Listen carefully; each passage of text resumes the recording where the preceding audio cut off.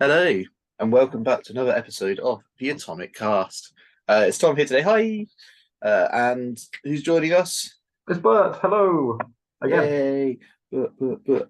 Um, cool. So welcome. As you can see, if you're watching this right now, episode 21, the tournament winning lists from March 2023. We've done the last couple of these. It's this one.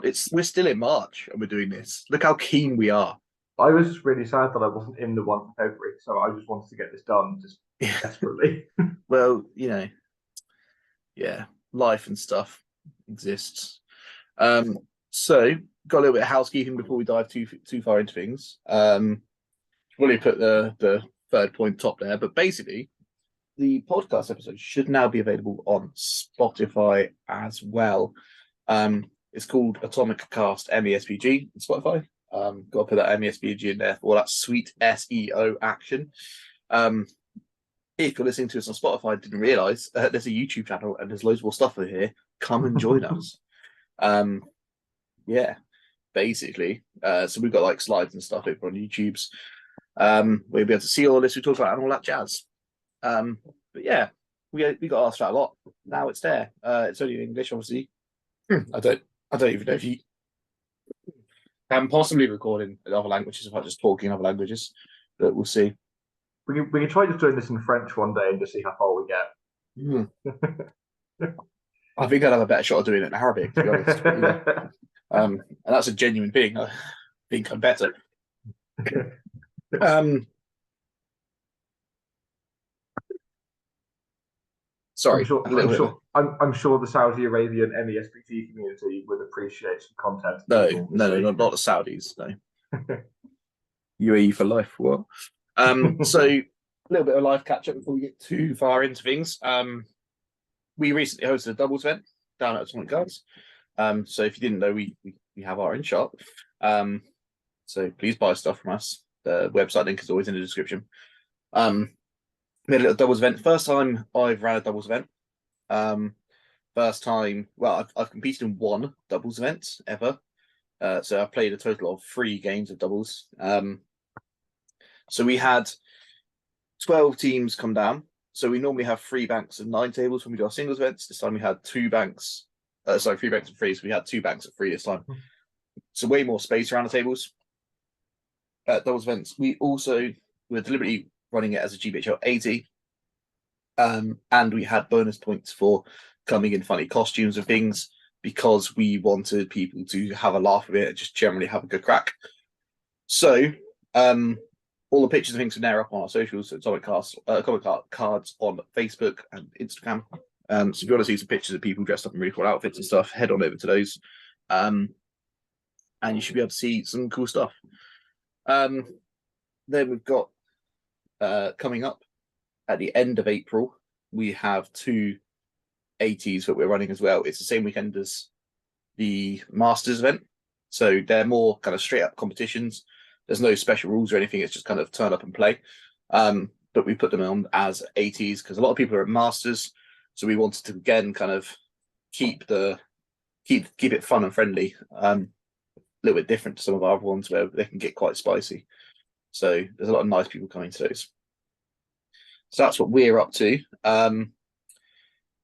With kind of events wise in the shop and things that we're running. But are you playing in any events coming up soon? Yes. So I'm in a different place now. I'm currently hanging out with a mate in Newcastle, far too far north, and feels more like our north than anywhere I actually know. And then this weekend, I'm going to the Gates of Gondolin GBHL 100. Um, Ooh. yeah, it's the first time I've been to one of World Champions events. I'm very, very excited. Field looks spicy. It's 800 points. Lots and lots and lots of toys going to be there. Do you mind telling Uh, us what you're taking? yeah, I'm sure. So I'm taking with a running theme. I'm taking the Defenders of Helm's Deep again. And after much deliberation and harassing Tom for help, I am taking a 40 model list with Theoden, Gambling with Banner, a child, and then Legolas and Gimli. Just the one thing I kind of struggled with before was just cracking through a shield wall, whereas Gimli is capable of launching himself into 2 Fountain Court guards, and if Legolas is a head-on kills, Master Forward, Piercing Strike. He's killing Fountain Court on 3s. I figured that'd be a bit more fun rather than just running up and going, I win fights, and then not rolling 6s. I, however, am going with a leading a little excursion to Birmingham on Sunday, this coming Sunday. Hopefully, if this comes out in time, which it should do, for a little GBHL 80 up there. But it's run by the guys over at the Web Warriors Protocols. They've got little YouTube and stuff going on as well. They do a lot of MCP stuff, but they're trying to get more into Middle Earth. We hopefully do some stuff together at some point soon as well. It's just a GBHL 80, but I'm taking a couple of our newer guys up who haven't been to events from afar before, so that's going to be quite fun. It's an 80. I'm just taking Goblin Town, just a load of blokes. Classic Tom. Yeah, no point mucking around or anything. Like, if it was a 90, maybe we'd start playing with some like Assault on Loft or something, just bring a bit more spice into it. But no, it's an 80. And also, the nice man from the Middle Earth in Mercia podcast is going, and he told everyone on his last podcast that Goblin Town are rubbish. So I want to play him and I want to beat him. Thanks. It'd be nice for us to go 2-2 against the Middle Earth and Mercia podcast. That would be 2-2 or 2-0? 2-4-2. 2-4. What? 2-4? I don't understand what you're saying. 2 wins for 2 games. 2-0. Oh, right, yeah, 2-0. Yeah, cool. Okay. And a little bit from GBHL land. So far, there's been 570 people attend the 22 events that we've had so far. It's only March. It's absolutely ridiculous. I love it. I truly adore like the expansion of this community is just bananas. Like every single event you go to, there's always been like a core crew of guys that you just know from like the last year. But every single place you go to, you get to play new people. It's absolutely wonderful. If you look at the pre-COVID numbers, I think this makes it. This would the first 3 months of this league is bigger than any pre-COVID league ever. It's mad. It's a wild ride out there. But I think it's a lot of it is down to like folk like Tom here just putting on just more and more and more events, and especially with there being really nice friendly 80s around, it's so wonderfully easy for new players just to bring a 500 point list, come to an event, meet some people, have a lovely time. It's wild to me. It's a very special hobby. How many new people are coming to our event still?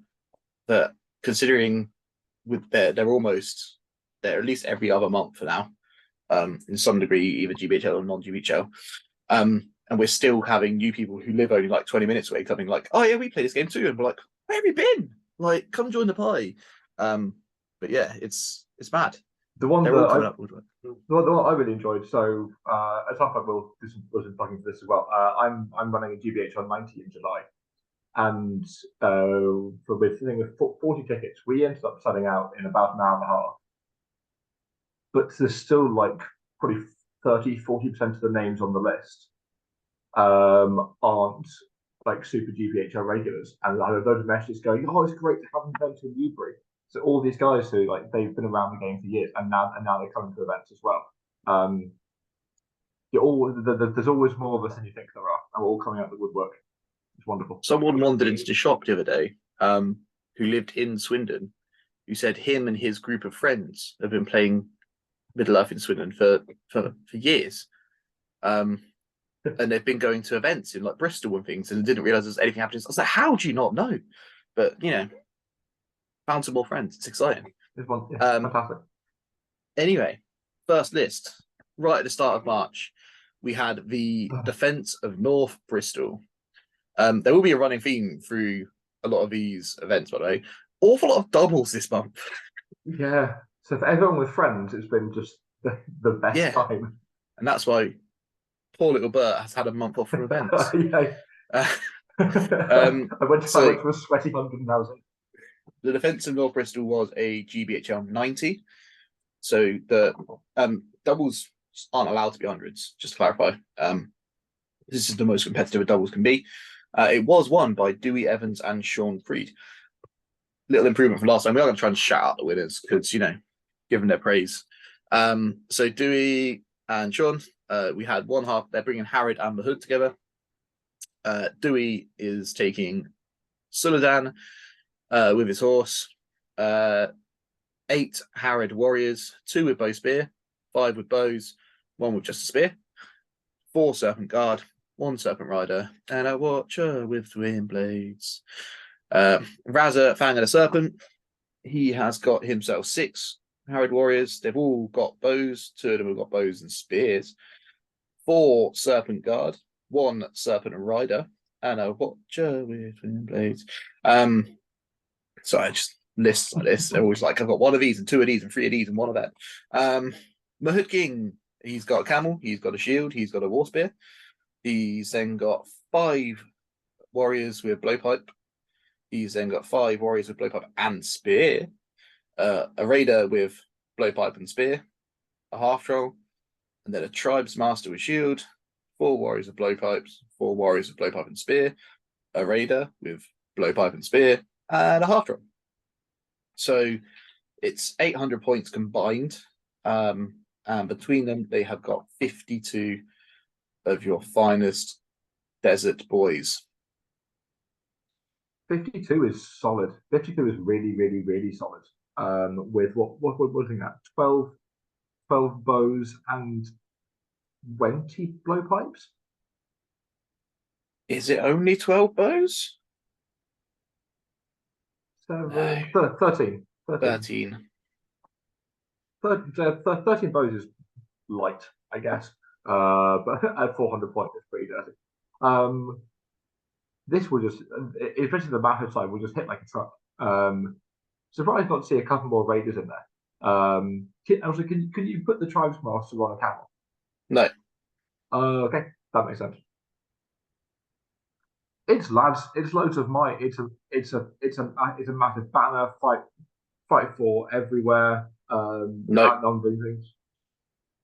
Well, you got enough. You got enough serpent guard to be supporting in the right places. Okay, yeah, I was going to say there is only 12 fight for models out of the 52. It'll be enough. Well, once you kind of impact hitting a bunch of guys out, then with the two half trolls hitting like trucks. I think yeah, the half trolls. I'm seeing the London guys running half trolls in like quite small elite lists, but trying to deal with half trolls while also dealing with 50 other models on the board is substantially tougher. I really enjoy a half troll just because they fill a role like a captain almost once you're in combat. So they fight 5 and 2 attacks. At strength 5. So they can really just either someone's going to dedicate a hero to dealing with them, or they can just sit there and be a thorn in the other person's side. But even heroes dealing with them, like so many heroes at this level, like look at ones like Suladan and Rosa, so many heroes at this level are fight 5. And they're needing to strike against a half troll, and there's still that danger of if you botch a roll against a half troll, you are taking a wound or so. And with this many models, there's a decent chance that you can get trapped. Sorry, I did make a mistake earlier. The Tribes Master can have a camel. Okay, maybe there's an option, but yeah, but I just wouldn't put him on one. Right. Maybe I would. But getting in fights where you're trapped by a half troll is just not going to end well for virtually any hero. And it's just because then that little tip of strength just makes them so much better at tearing through defense 7. Yeah. So that's your fountain court, that's your dwarves, and then that's every single hero in the game with heavy armor and shield. Shagrat, Fed, and LSR, like whatever it happens to be. If they got 4 dice wounding you on 5s, you are taking a wound or 2. It's pretty savage. Especially in a list like this where you don't actually have a conventional frontline fighting hero. Suladan wants to be behind doing support. The Mahood Tribes Master definitely wants to be just out of the way somewhere. He is your move caddy. That's all he is for. He's there for moves and marches. Razza is a sneaky assassin. He can chill out on the front line if you're only fighting fight free, but anything more than that, he's terrified. But he can kind of sneak into combats and strike up and just kind of annoy heroes. And then the Mahood King is like a little holy hand grenade from Worms, where you just kind of yeet him in somewhere and just. I think you don't want more raiders than this if you're going for an infantry block. Each raider is worth like 2 or 3 dudes on foot. The more camels you have, the more you start to be desperate to call correct moves, desperate to call combats, and get more impact hits off. Whereas a couple of them can sit behind, and then when you need them most, kind of come in and do the impact hitting for you. That makes sense. And then the Tribes Master, I would definitely not have on a camel. He's only he's low fight. He's very frail. He doesn't really want to be in combat. He is like your budget captain option. You want him chilling out, calling moves and marches and things. You put him on if you spend the points to give him a camel and a war spear, which you'd want to do if you'd give him a camel, that's the same points as a raider, pretty much on its own. Just last point. So Sudan has march, doesn't he? Yes. Yeah. So it's essentially the format of doubles. In what 4 of the 6 scenarios, you end up deploying split up. Yes. Right? Yeah. So having march in both halves helps. Worth noting, the defense of North Bristol had some single missions mixed into their doubles missions. Okay. But it was a 2-day, 6-game event, I believe. Yeah, that makes sense. So yeah, that's Howard and Serpent Horde are coming up a lot recently. It's quite nice to see. They're my boys. I love them. They're my OGs.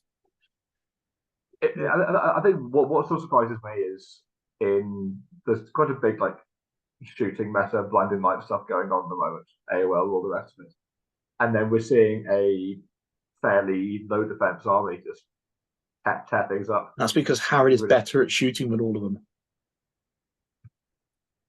People have forgotten about it, I think, is basically what's happened. Yeah, they definitely just you'll start to see a few kind of almost hipster armies. The things that were really, really good before Legendary Legion started becoming a thing.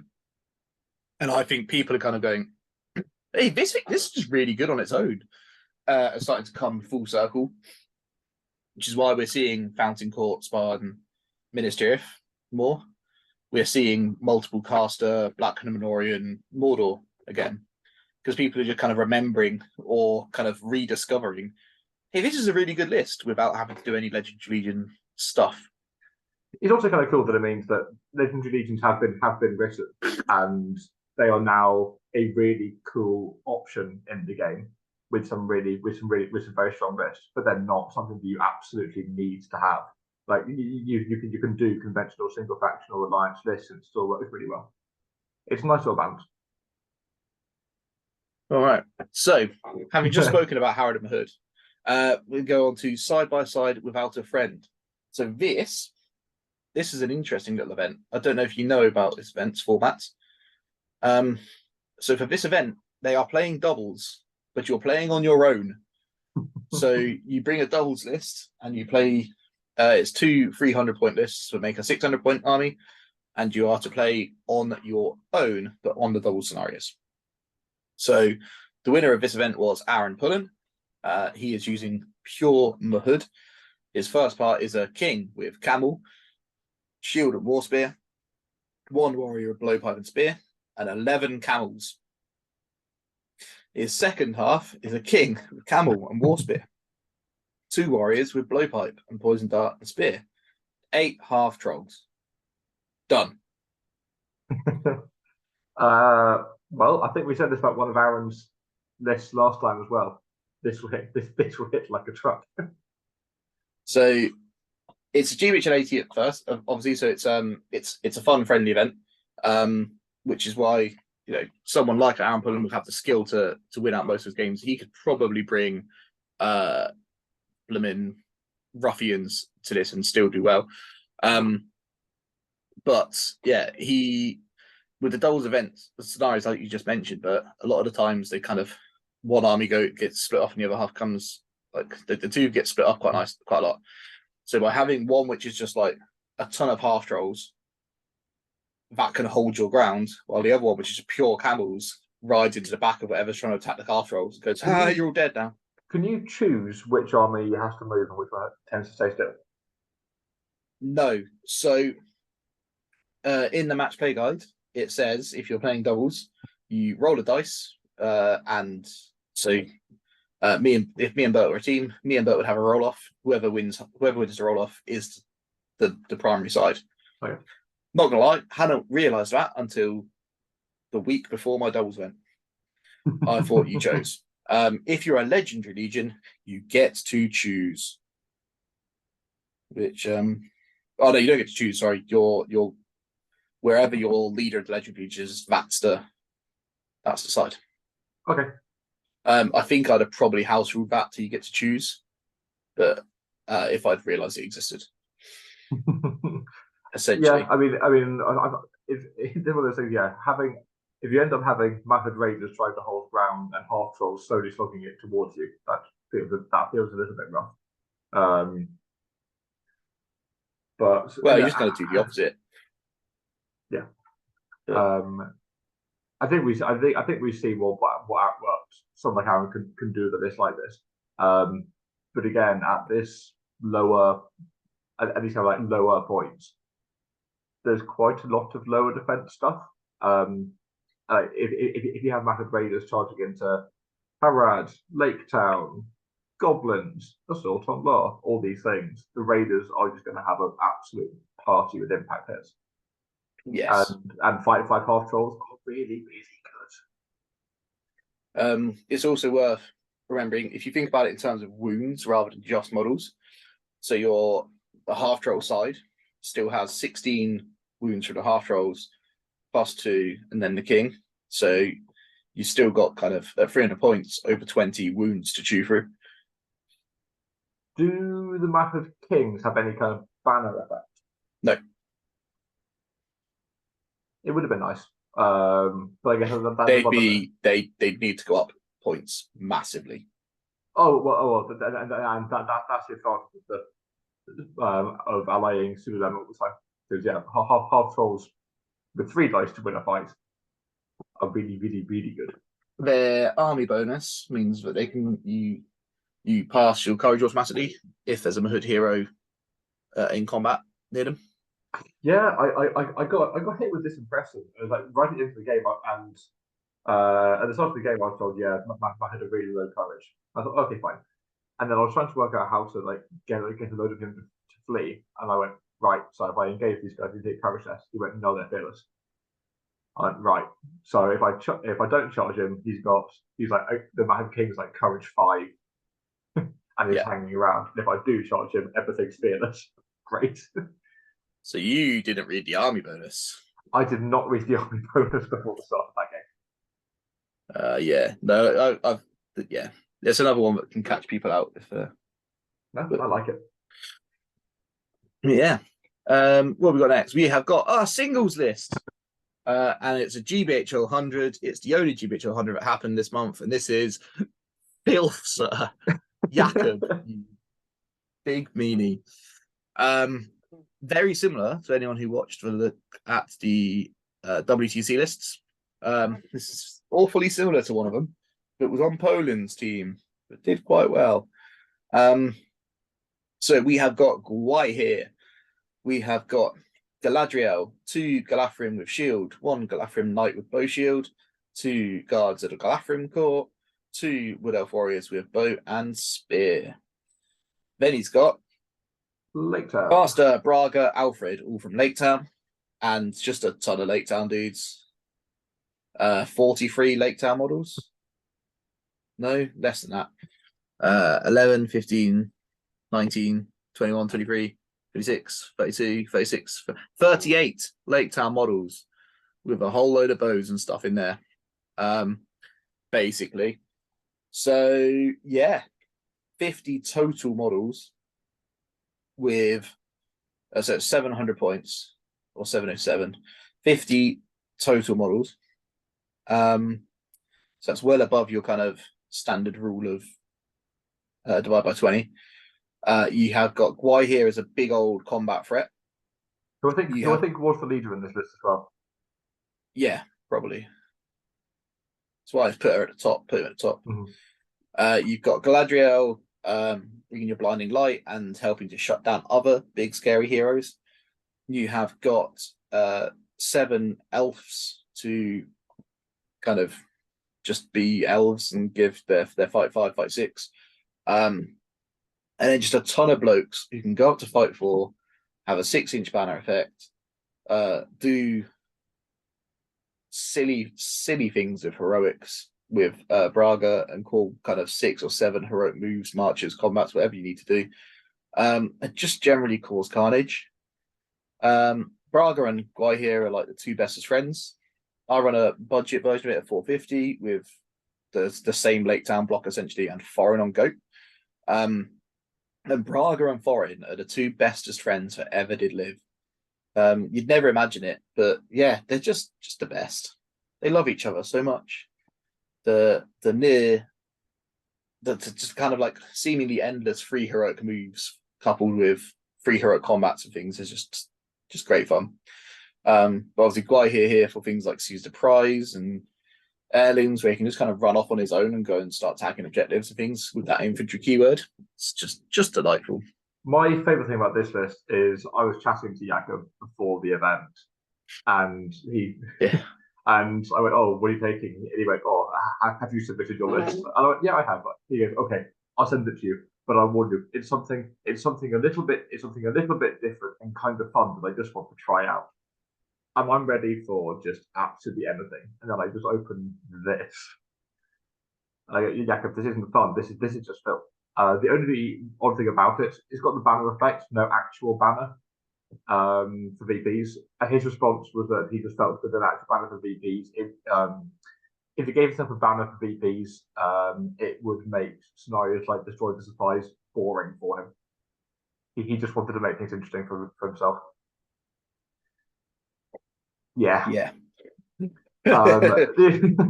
It's just that ability, like it's like a small thing, but like those 2 guards that Galadriel called, it just means that with the late time guys, if you get your like really big fight 5 hero, even fight 6 hero, into the late time boys, and you go, right, I just want to start chomping through them, and I'll start declaring a heroic combat. The fact that you can just react, even if you lose fight, you can just react and just support the fight 6 pike. Oh, and that, other than Gwai here, nothing in this army wants priority. No. It's great. You just kind of like, you just sit there and let them come into you, and then you go, right, where am I going to put my elves? Where's my fight 5 going to go? Where's my fight 6 going to go? Or you put your captain into me, who's, you know, something like a Hurin was charged into me. He's fight 5. He's going to do some. That's cute. Pike. Right. now fight 6. Way. And then you're in a situation where you're outmighted, and then you're having to strike to try and win fights against just baseline dudes. And if you do, well, you have to strike, otherwise you lose a horse and take some wounds. But if you do strike, well done. You won the fight. You killed 2 Lake Town lads. 5 points each. It just doesn't matter. It just doesn't matter. It's it's an awful lot of fun to play with, because you just kind of sit there and go, and you have to take the approach of like you're the baddie, let's be honest. And I just can't wait for just people just to jump on this kind of combination of models and just have a really filthy time. Tom, are you thinking anything like this for any events? I'm not at the moment. I know multiple people who are, and I might dabble, but we'll see. I do have everything to do it, so you know, maybe I'll break it out one time. Maybe I won't. It's just one of those lists where like someone can tell you this is what I'm bringing to this tournament, and you can sit there and try and write a direct counter to it. And even when you know what it is, it's still very, very difficult to work out how to beat it. Yes. Fight 4, strength 4, Urukai, go. Basically, something along those lines. They're scouts, but with not a single model having a shield. just defense 4, fight 4, strength 4, and just sprint at them. Just run at them with 60 Urukai and hope for the best. Yeah, something like that. I think that's about what you've got. And then just try and pin Guai down as best you can and just pray. Yeah, basically, yeah. We'll see. This is not going to be the last time we see Jakob bring us this year, I don't think. No, I'm nervous for what the next few months are going to bring to the scene. I'm not going to lie to you. There was a thing, so a little bit of tangential history lesson for people who are new to GBHL land, but we also think in the GBHL, because we've got this massive league, and a few people kind of slip into this habit of thinking that we're the best. We're not at all. A lot of European leagues have significantly more competitive leagues than we do. The GBHL has a history of people bringing like fairly chilled out, fun, friendly lists, even to the bigger events. And where there's always been a kind of historic group of people who, there's like 20 or so players that you see their name going to a tournament and you just expect them to be at the top quite happily, no matter what they're running. Just because of their experience and essentially they've built the GBHL from the ground up themselves. Then there's a new wave coming in who are kind of leaning into this kind of the Polish Italian type scene where it's just like, oh, let's just kind of get this bit that's really good and this bit that's really good and this bit that's really good, throw them all together, sod your theme, I'm here to win. And it's interesting. It's going to cause an interesting kind of shift in the league, which will be quite fun to see. No, one of my plans for next year, just for the experience. Jakub invited me. I would love to go to an actual Polish league event. Go to their like Arcticon qualifier or something, and just experience. I mean, I will get absolutely battered at that event, but I would just love to experience it. Because there is no such thing as a chill list. Every single person is there to bring absolute filth. And I think that's a wonderful, beautiful thing. Yeah, it's going to be a wild ride. Right. Bears. But this event is the exact opposite of the Spectrum. So if you don't know, 14 dials is I mean, I've not been to it, but I have this.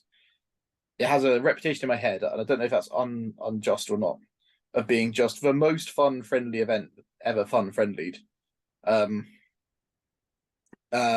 It's always been around for a while. It's right in the centre of London, and it's just, I believe, good vibes only. Every event I've been to, well, it's called 7 dials, but doubles.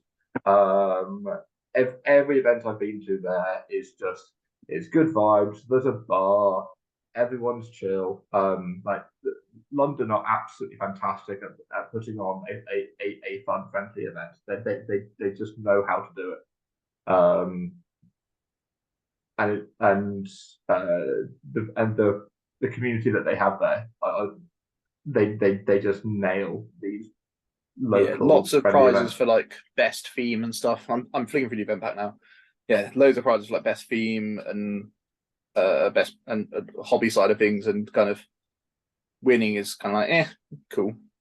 The conversions and hobbying side of things, or the army scene there is absolutely gorgeous. I think one of the London guys, James, won best theme at like the Reading GBHL 100, and it was mounted Faramir and Gandalf with a load of knights for good, and then just 3 mounted raids for evil. And it was gorgeous. Every fell beast was individually converted onto sort of military kind of ruined terrain.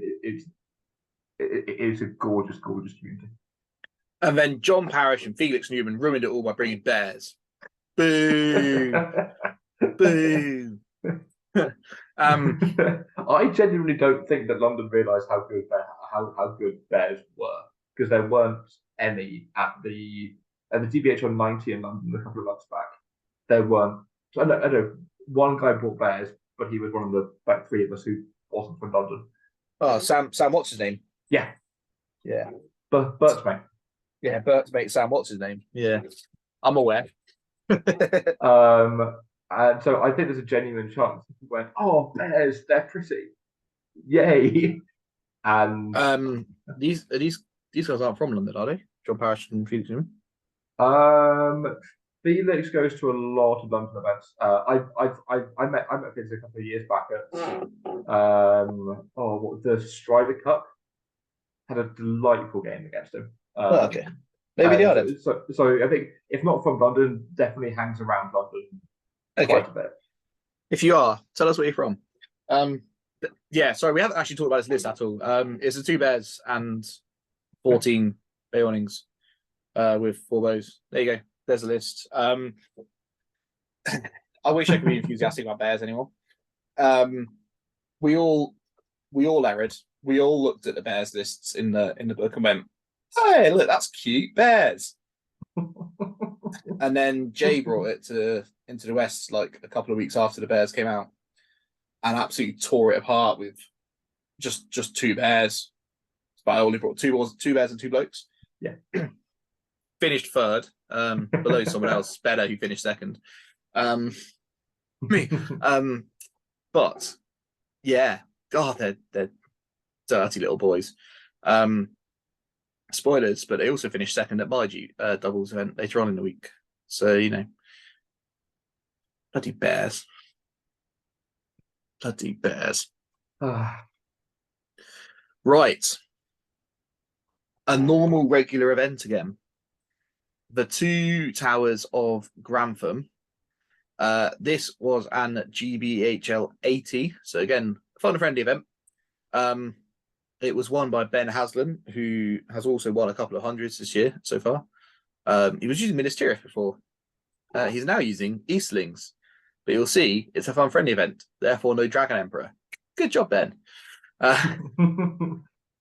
Also, because I've seen a couple of people trying to like dabbling in this kind of thing. It does seem to have legs. So didn't this do really well Into the West as well? Yes. That's 450, which is like, but someone did, without the 3rd warband, essentially, I think. Yeah, basically. So we got Ratabi, a Cataphract, 2 Acolytes, 4 Eastlings of Bow, 6 Eastlings of Pike and Shield, and 2 Black Dragon Eastlings with Pike and Shield. Look, you've actually paid points for Black Dragons. Brogir, an Acolyte, 2 Eastlings of Bow, 6 Eastlings of Pike and Shield, and 2 Black Dragons with Pike and Shield. It's like the same. A Captain, a Cataphract, 2 Eastlings of Bow, 6 Eastlings of Pike and Shield, and 2 Black Dragons. Yeah, look, it's the same. So altogether, you've got 3 Acolytes. You've got an absolute ton of Eastlings, 6 Black Dragon Pikes, a Cataphract with drum, and a regular Cataphract. There are 8 bows in this list as well. And what you've got, I forgot the purity of just having like 6 Black Dragons with pikes to sit behind things and go, like the good old days. There's a good, I mean, I kind of like that. So as an 80, there's a good chance that just fight 4 is enough. So you don't need to. At 600 points, fight 4 will suffice. Yeah. What I also really like, well, there's one bit that's a bit odd. What I really like about this list is the captain and drum. Yes. So this is 39 models at 600, which is really, really, really good. It's lots of D6, which is really, really, really good, and it can just move 12 inches. Yes. Like this can move. For this army can move halfway across the entire table in 2 turns. Yes. That's fantastic. I think the March plus drum is really gearing into a sort of a hidden strength of Easterlings, which is the fact that they are by a mile the fastest infantry force in the game. I don't know if it's that hidden. I think with emperors with armies, Borgiers, I think the captain can get outshone. I think it's a thing that people have forgotten about, maybe. Yeah, exactly. It's another one of these. This was how you ran Eastlings before, was you had a captain, a drum, and you just kind of yeeted yourself up the table and plonked a D6 line somewhere and tried not to die. That was the glory ways of the Eastlings. Ratavi, by the way, just a lovely little leader. So you're you got 7 might. Has Brogo got 2? I assume Brogo's got 2. Brogo's got 2. Yeah, so you've got 7 might at 600. So you're actually decent on might anyway. And then you've got Ratavi with her Master Battle, so you can collect some might of people. There's no kind of like mounted captain-y threat either. So there's no immediate target for people shooting at you and things. Like there's nothing you look at and go, that thing needs to die. So people often, I mean, I've done it a lot. I have lost Ratavi in battle lines. She's so hard to find in amongst all the other golden boys. And then suddenly she just pops up and like, oh, bam, you're dead. Because she's just a good little brawler. Brorgear with his tremors as well. If you've ever had to deal with a really good tremor, oh, it's horrible. Because a nice tremor could drop half your line onto the floor, and then all these big boys jump on top of them and start beating them up. Especially if you can get some acolytes in there or something, where 2 attack infantry is great. Is this the Legion? What Legion? The Host of Dragon. Oh no! You go on, say it out loud. Say it out loud. Is this the what Legion? No. Say it out loud again.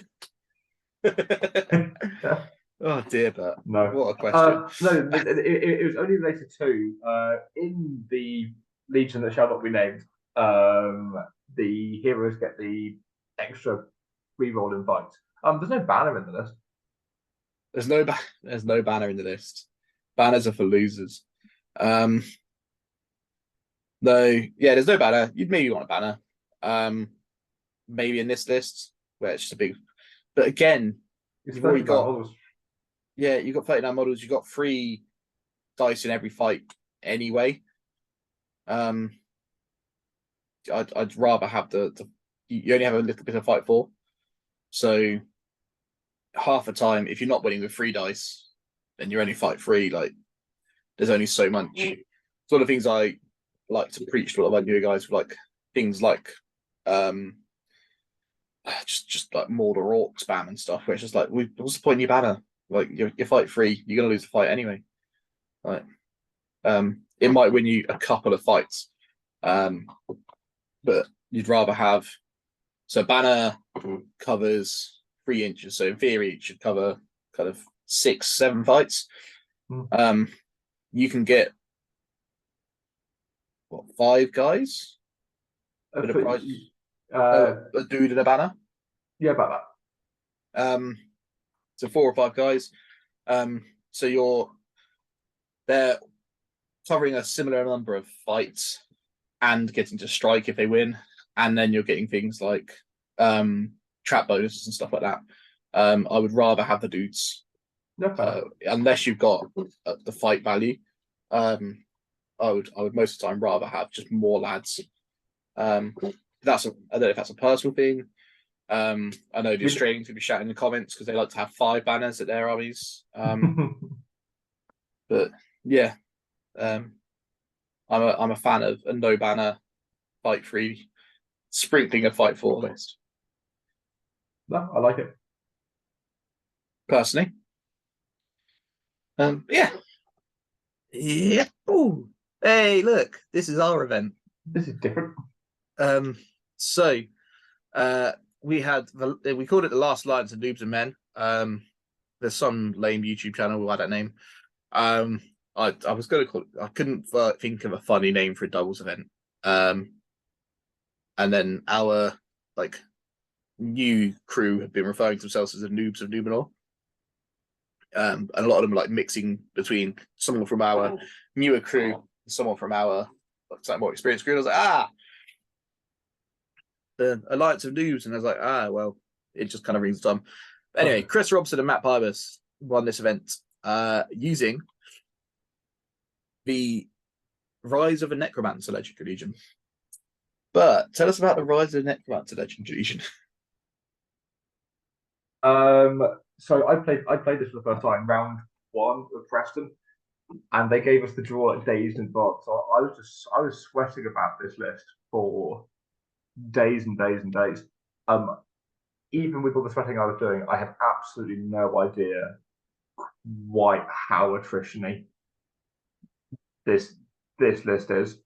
The killing power that these guys have. And if they lose fights, they just don't care. It helps them get into position. And that the 25 will on the Necromancer. You do not have time to get rid of it through combat. Even with 2 spells a turn in the rerolls, he's never going to get through it. He's such a tough nut to crack. So I mean, this is still. It sounds insane, but this is still 8 models. But if we think about it in terms of wounds again, if you count these guys as 5 or 6 wounds each, it's monstrously hard to get through. Well, even just their base, are they 2 wounds each or 1? No, they're 1 wound each. But with the Legion bonus, unless they're killed by an Elven Blade, they come back on a 2+, and they're all fight 5. So against troops, they're just winning fights with the 2 attacks a lot. I think one of them has 3. I forget which one does what. Kamal's got a 2-handed axe, a 2-handed weapon. The Lingering Shadow teleports itself around 3 inches. Witch King's got 3 might. And the Abyssal Knights can switch places? I think that's right. Yeah. So the Slayers of Men must be the ones with extra attacks. Yeah. There you go. Yeah, there you go. They just chop through troops, and the might usage. They don't. I was expecting this list to be calling moves every turn to try to get into the right position. They just don't need to. They just don't care. No, they just don't care. And if you kill them, they end up behind your lines. So you have to think about how they're going to move, how they're going to get behind your lines. You don't want your leader needs to stay 18 inches away from the Necromancer to avoid being necromancered in various ways. Because that drain soul, that's VPs. Getting these guys off an objective is really, really tough. It's so different to any kind of battle line with a few tricks list that you come up against. It's so hard to theorize against. And how do you kill them, shift them? What kind of tricks do you need to bring? Elven Blades. Elven Blades are really good. And it can also just be a question of timing resources. So because they do not count as on the board at the end of the turn if they died. They just come back the next turn. Yeah. So how I dealt with it? So I played with Divide and Conquer, and they were just churning. But even though I've got a bunch of fight 5, they were just churning through my troops. So essentially, I just focused on the middle objective, and then the final turn just called a heroic combat with Ed and a bunch of lads after tying up the Necromancer, took 2 of them off the board, and then they didn't count as near the objective. So I think there's a question of like timing your resources. You can't, if you just run into them and just try and kill them in all the fights that you can, they're suddenly just going to be in places that you wouldn't expect. Like the lingering shadow is actually bananas. So if you kill the lad, he can come back within 6 inches of where he died. He then flickers 2 inches more and then can move 6. So if you kill him, he can end up 14 inches away from where you killed him. So in a game of like domination, you can kill him on one objective, and if you've got some lad defending another one, he'll just be there and murk him instantly. Yes, it's so much to think about. So in terms of how to, well, in theory, if you can find a way to kill the Necromancer, then you're doing really well. But the Necromancer doesn't need to be anywhere near the front lines. 12-inch range on all spells.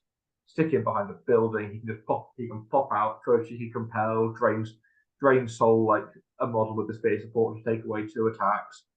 All these things. And then right at the end of the game, maybe he'll get involved. But yeah. I was just gonna. I thought you'd finished. So these boys, they played against the Beornings in their first game. And I kept looking over because I was like ringing in for someone who'd lost their friend, and there's like 6 models on the table at any one time. There's just some bears running around, and basically just killed all the other little dudes, and there were just bears trying to catch. Like, you know when you've got like a cat and you're shining a little laser beam on the wall, and the cat jumps at the wall, and then suddenly there's a laser beam over the other side, and it's just a bear going. So that's the thing. Like the killing power just doesn't mean anything. So if it's a game with multiple objectives, killing them, if you got bears trying to kill them, it's just pointless. Just gets you absolutely nowhere. Yeah, it doesn't achieve anything.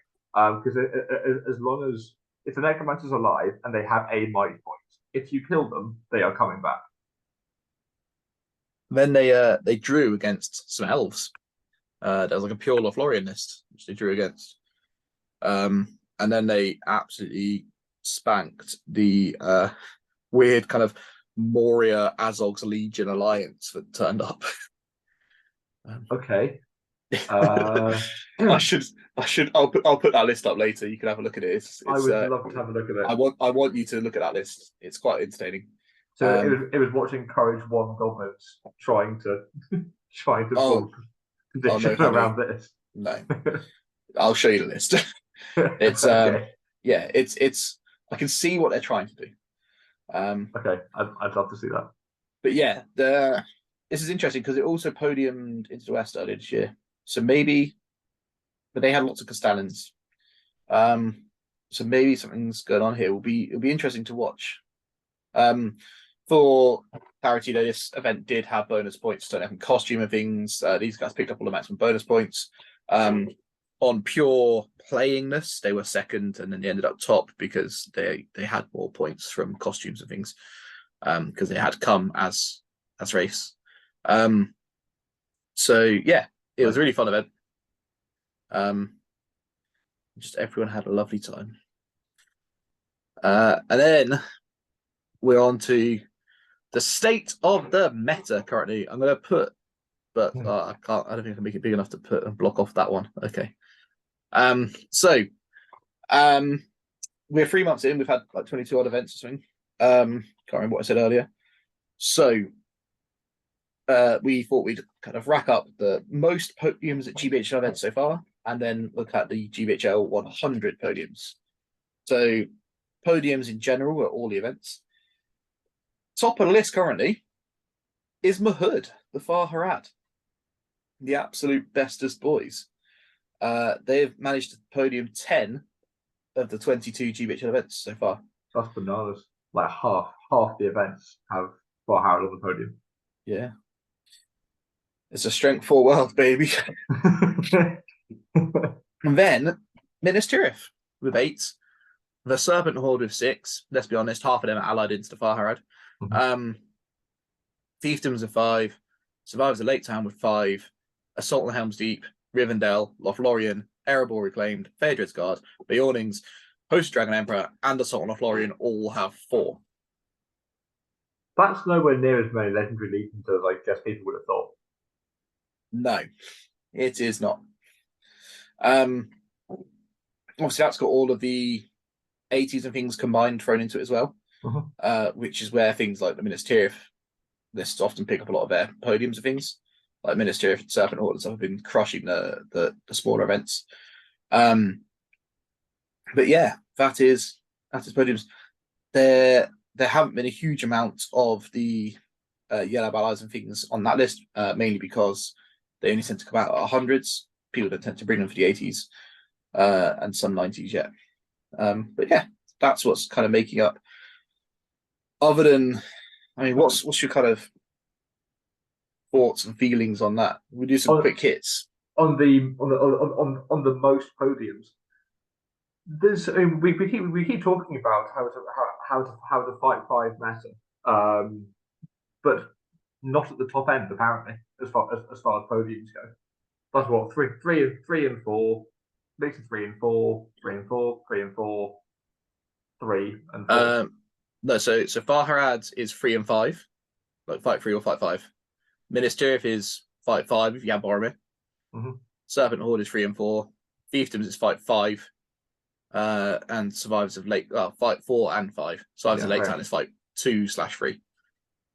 And then as you go into the 4s, it's fight 4, fight 5, fight 5, fight 4, fight 4. Going up to fight 5 with Phaedrad's Buff and Royal Guards. Yes. Then fight 5, fight 5, fight nothing.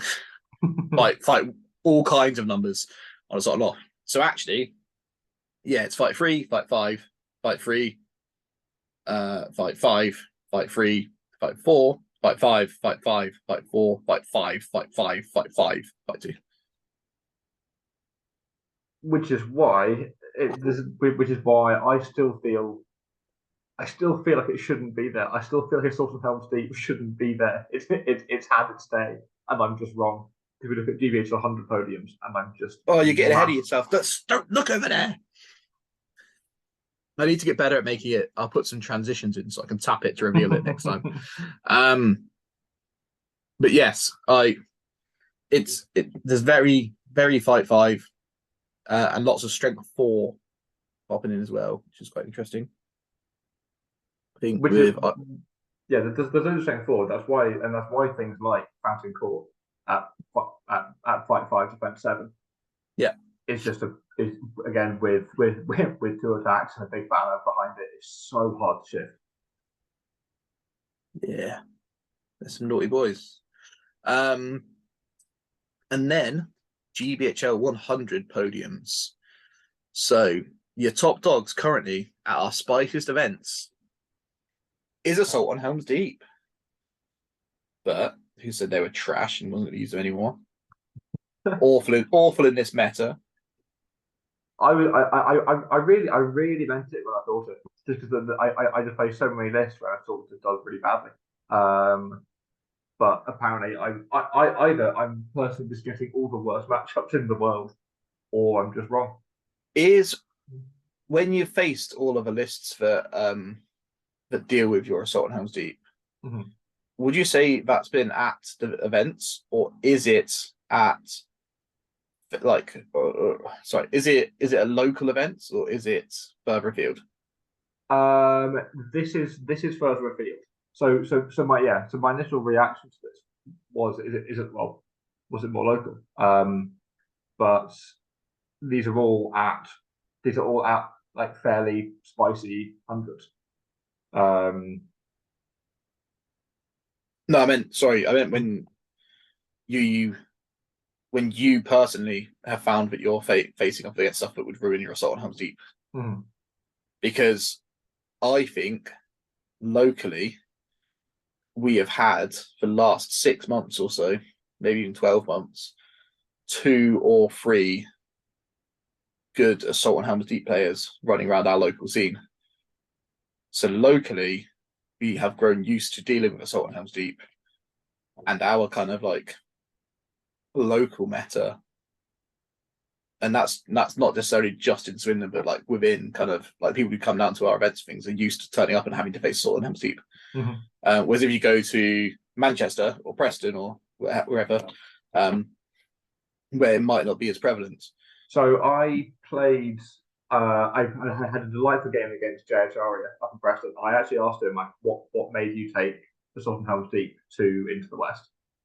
And his immediate answer was because nobody thought it was good. So there won't be that. So people won't be prepared to play against it. Yeah, and they were just right. And it was just a really good pick. So yeah, it could be that now we're seeing a bunch of blinding lights at the top end, but I think that could, if that's at 100, if that's only one game, maybe 2 that you end up playing against a blinding light list, where a 5 blinding light list.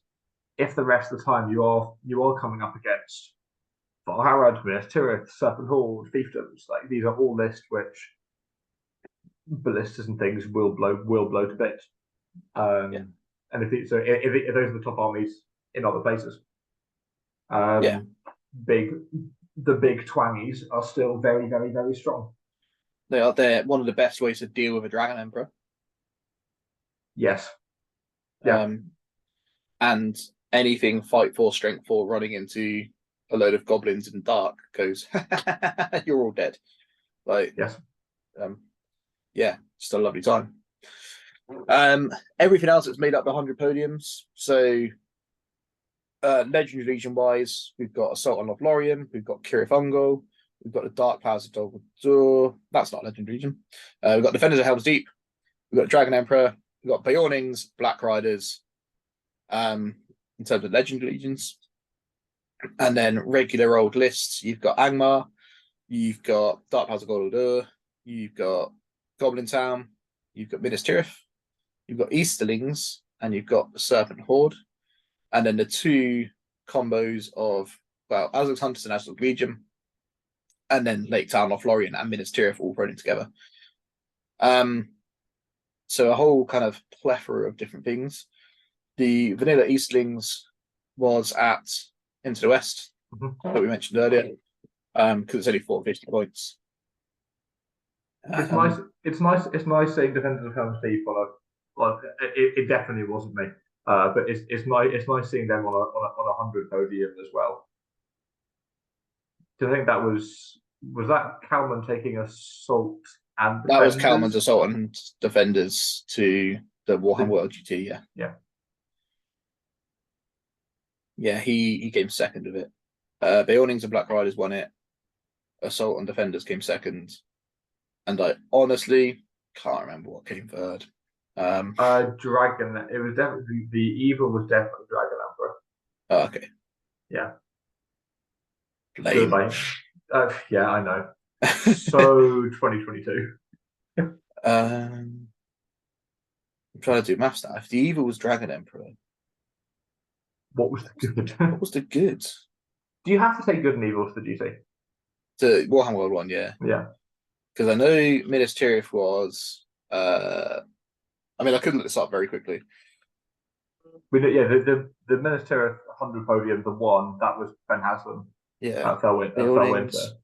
Beornings and Black Riders, that was Ed winning the GT. Defenders. Is there another one? Have I missed one off here? I think you've missed one. Okay. Good. I'll find out. Do some talking, Bert. We can have this. Yeah. It's honestly, it's just nice to see a massive variety, and it's something that this game does so well that sometimes we'll go, oh, X Legion is OP, X thing is far too good, and you go to an event and you just play a massive variety of lists every single time you go. Even with some similar ideas like this. like dropping this like Lake Town engine into higher points. Again, for Gates of Gondolin this weekend, it's 800 points. I'm absolutely certain there'll be some kind of Lake Town and Friends thing going on. But yes, I sort with Galadriel and Gwaihir, played against it with Glorfindel, Círdan, and Legolas. It's just nice that there are lots of different tools that you can drop into these lists, and these top players have very different ideas about what works. It was Nicky Mullins, Erebor reclaimed Iron Hills, Fror and Dane, not Erebor reclaimed. Erebor reclaimed. No, Army of Fror. So Fror, 14 Guardians of the King, 4 Warriors of Erebor, Dane, and 18 Iron Hills Dwarfs. How many? Is it 700? How many models? 38. That's 30. Yeah. So that's missing. Sorry, Nicky. High defense is good. Strength 4 meta, defense 7, defense 8. It's really good. And then you back in strength 4. There's a lot of really good stuff out there. And again, just seeing the wonderful variety of point limits for GBHL hundreds. We've got some middling hundreds coming up over the next couple of months, I think. The summer has so many events that are coming up. It's a little bit silly. Considering a lot of people, I mean, I know a lot of people who take they always take summer off from the miniature side of things a little bit. Go outside, like spend time with their family and stuff over summer holidays, especially at school. And then in particular in the southwest, we've only got 4 GBHL hundreds in the southwest, and 3 of them are within 5 weeks of each other, I think. So I am moving mine, mainly because I'm still haggling with the venue. So we were talking about prices of coming in because spoilers, it's almost definitely going to be in my old school. Because it's going to be over the summer holidays. I thought that was helpful to them. Turns out it's actually a massive annoyance for them.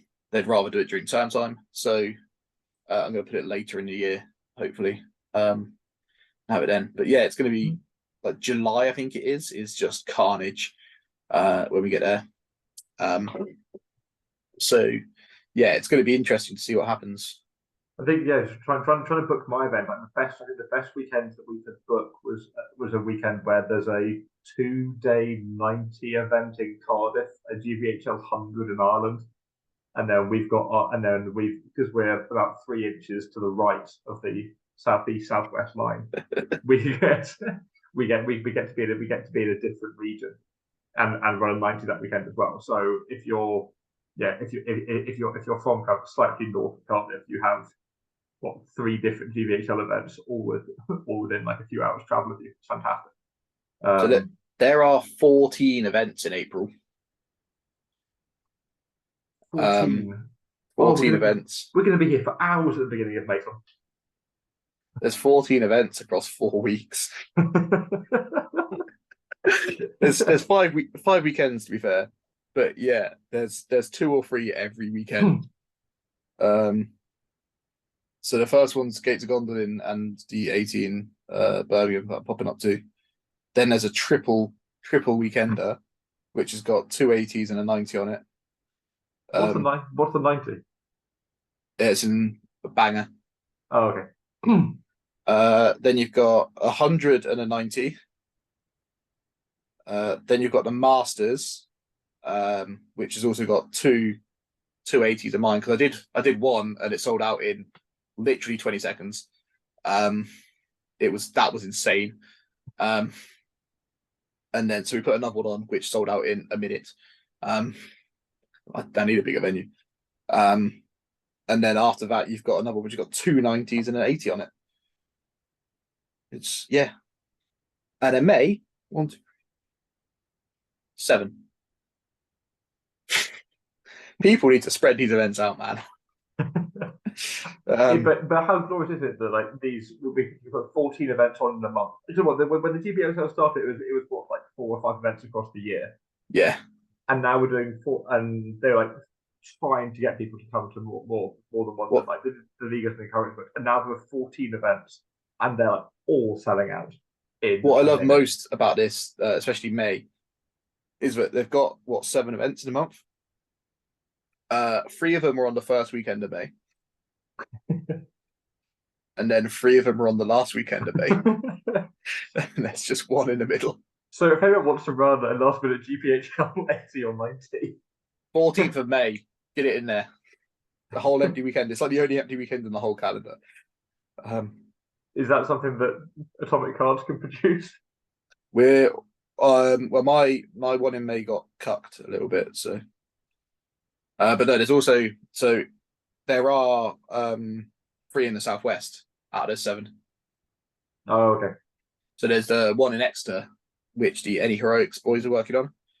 Oh, fantastic. Then there's the City of Kings, which actually, I suppose it's southeast. It's another one that's like, it's closer to my home, it's almost closer to my house than my work is.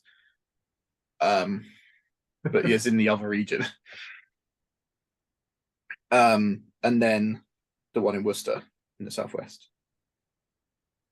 Yeah, the southeast is kind of a slightly funky region because it's kind of London, and then there are 2 things which are this close to being in a different region. As someone who helped draw the line, the conversation was essentially, if we'd have to take all of you on the border, so we'd have to have kind of Reading, Newbury, Winchester, and Bicester.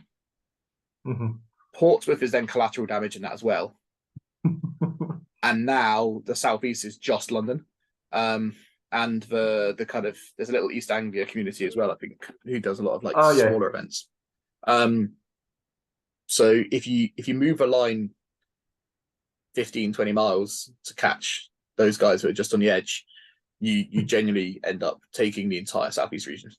There's the M4 belt is really, really busy.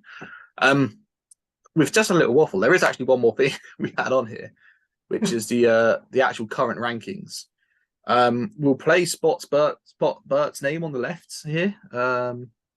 The trick to going high at the moment is go to 4 events and then just hope that everybody else forgets to play more than 3, and then see how you get on for the rest of the year. Yeah, I've only got 3, but I know about half the people above me have been to 4 at least. So, yeah, I would like. Is that John Matt from J Max Hobbies down there, just next to me? Yeah, I see you. J Max Painting in Middle Earth YouTubes. But yes, we doing all right. Get another event in, decent score, and we'll jump up. Our team is currently set up in 9th. We've been doing all right, but again, we just need a few more events under our belt. There's a couple of us have been to lots, been to a few already, or other like 2 or 3. So we've got our scores in, but just a few more. We'll host a couple more events. Give it a couple of months. There are lots of Team Atomic going to the double 80 weekend, I assume. Yes, yeah, fantastic. The Sunday is like half. Brilliant. And then, so that's why I put the Saturday on to try and get people from, like, the Saturday feels like an almost kind of out of towner day, and the Sunday's like very local. It's one of the problems where, because we've got such a large local community now, the second we put an event on, the local guys kind of, which is great for us. But yeah. And that's exactly what an 80 is meant to be. So I know that essentially that was the issue last year, where you just had 80, like especially at end of year 80s, just being swamped with people just trying to snipe like a 3rd or 4th 80-point score. Yes, the entire reason for bringing in the GBHL 90 kind of points system, because if you didn't know, that didn't exist last year, it used to be 100s and 80s, was so that the 80s could stay as kind of casual events. They always used to be historically, and then last year, it got very much, well, I'll go to this 80, but Josh Sherman, bless him, has his notorious in my mind for being a person who won the 8-man GBHL 80. So those 80 points carried you so high up automatically. It's just like, God, if only I'd known. But yes, it's working quite nicely. There's still a few hiccups where people kind of like haven't quite grasped the vibe. But yes, the 80s trying to go back to being your casual local events. Yeah, you can definitely see a bunch of like people who were farming 80s last year are just they're just not going, which are now farming 90s, which is what they're for. Oh yeah, exactly, which is great. But it just means that you can have these local guys who they love a tournament, they love a get together, they're learning the tournament side of the game. They're not just going to turn up some 500-point local event to get battered by a Sword from Helm's Deep. Awkward.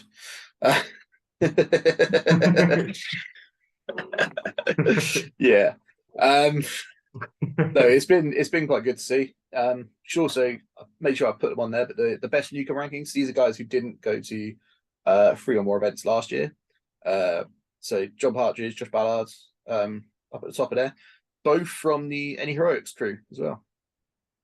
So if you want to see some new guys who are doing quite good, head on over to see them on the YouTubes. I've been watching all their stuff for the last couple of weeks, and it's genuinely fantastic content. I think Stephen Denby's happy I have a fan face is my favourite thing in the GBHL right now. It just makes me so happy. I'm excited. I paired with John, so I played against him at Into the West, and then fairly handsomely beat him, I would say, but mainly because he hadn't played Contest of Champions before, and it really threw me because it was like the final game of Into the West, and we're on like table 3. So I assumed he'd been doing really well, and then he was like, "Oh yeah, this is my first tournament. I've got no idea what's going on." Just kind of here for the vibes. He's done really well. We had quite a funny moment in Preston where we got drawn against each other for Lords of Battle. No, for destroying supplies. Originally against my 17 bow defenders list against his entirely D5 Angmar. And then he's going, "Oh no, this is going to go really bad." Then we get shot off the board, and then there's a last minute redraw. I think he ends up finishing 3rd. He did, yes. Yeah. Not that would have changed too much, but no. He's clearly that should have been me. That's what Bert's saying. Yeah, massively. It really should have been me. But no, he's improving really quickly. That's, again, this is the thing. It's this community, seeing guys like this just jump onto the scene, play running events, doing well in tournaments, traveling. It's what it's all about. Yes, there was a time. If you speak to if you speak to some of the older heads around the league, there's a time where most of them would be able to take a kind of fun, friendly list to a larger event and still have a decent time in terms of results. And as you're saying, like the chasing pack, as it were, the quality in that chasing pack has just improved so massively. Right. Yeah. I promised you an interesting list to have a look at. You did. So here we go. So you're going to see their names, everything. I'm going to air all the dirty laundry out. But so this is the Moria half. So you've got a Watcher in the water, a Cave Troll, a Bat, and a Black Shield Goblin.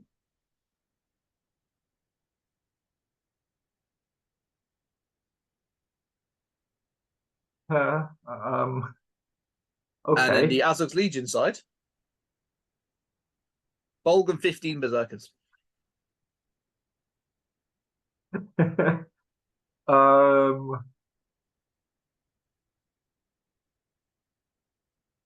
Okay, sure.